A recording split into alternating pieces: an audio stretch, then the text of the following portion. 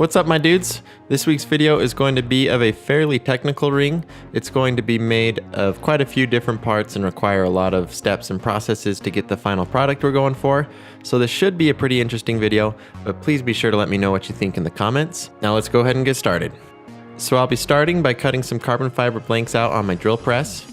Now carbon fiber is incredibly strong, and so it'll give this ring a really good structure. And then it's also going to hold all the different parts of the ring together. And one of the biggest reasons I use it is because it's going to ensure that it'll survive just all sorts of abuse. Now I almost always use abrasives to cut carbon fiber just because it's the best way to cut it without tearing the fibers out. Here I'm using an abrasive diamond plated hole saw, and they last quite a while if you use them specifically on carbon fiber. They start wearing out if you use them on things like stone, so I've got a set specifically for carbon fiber. Now these do create a lot of carbon fiber dust, and carbon fiber dust is very harmful to your lungs, so you always want to use a filtered vacuum to suck up all the dust straight off the drill press, and then always wear a respirator as well. Just always wear a respirator. Now that I've got the blank cut, I need to get it mounted onto an expanding ring mandrel, but first I'm just going to sand away any of the rough edges with this Dremel.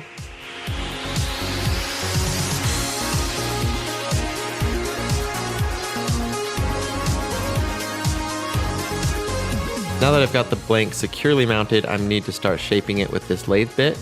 I'm trimming down the outer diameter to make the blank a little more manageable, and then I'll begin shaving down the right half of the blank to get the actual shape and dimensions that I need. We'll be making two identical halves and then join them together, and that will leave a channel in the middle that we can add the inlay to. I'm using my calipers to make sure my dimensions are correct. The layer of carbon fiber that's going to be under the inlay of the ring needs to be about 1 to 1.5 millimeters thick, and so that means it'll add 2 to 3 millimeters to the total diameter. So I just figure that out using the ring size that I'm making, and then I add 2 to 3 millimeters to that to figure out the correct diameter of the inside of the channel.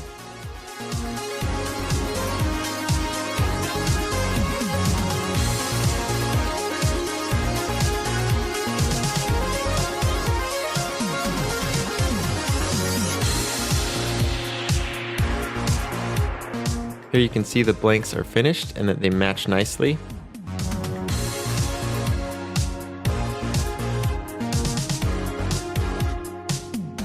And now I need to add some stainless steel accents to the ring, so I'm just cutting their basic shape out of the sheet with some metal cutting hole saws.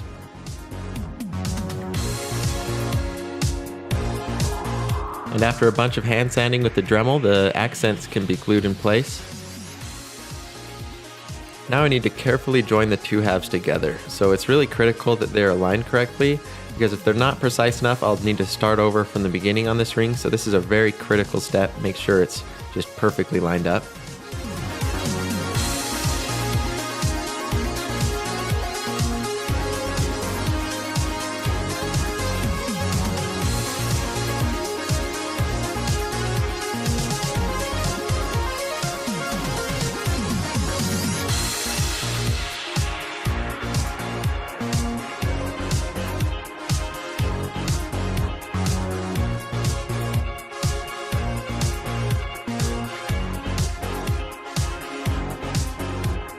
So I'm going to start by adding some meteorite fragments, and I need to do this in a way that looks good, but still keeps a natural look. So I gotta add somewhat of a random element to the way I space the pieces out.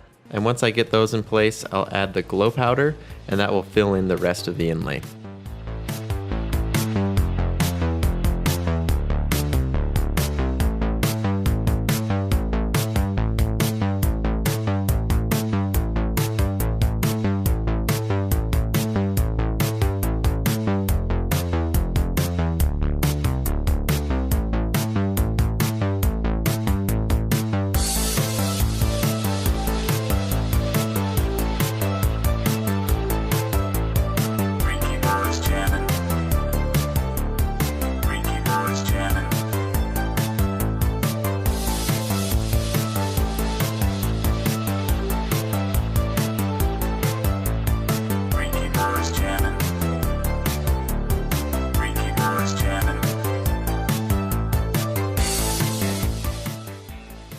Now we have all the components assembled, and I'm just going to need to shape, size, sand, and then polish this bad boy and it'll be finished.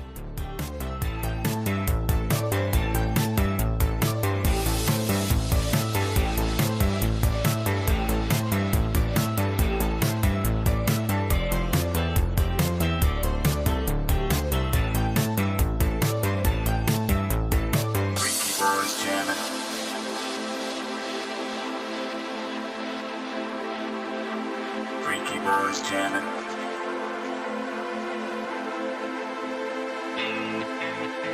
Freaky boys jamming.